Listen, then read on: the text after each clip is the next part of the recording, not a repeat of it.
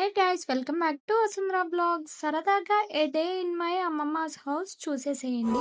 మేము కలవగా తెగ కలవరం, అసలిది కదా ఒక సంబరం, ఒక వరసలా కదిలిన క్షణం, ఇక తెలియదే ఒంటరితనం.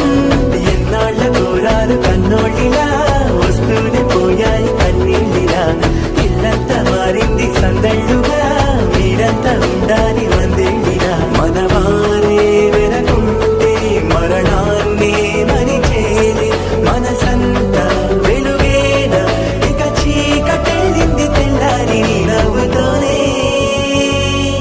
10 మంది ఉండగా ప్రతిరోజు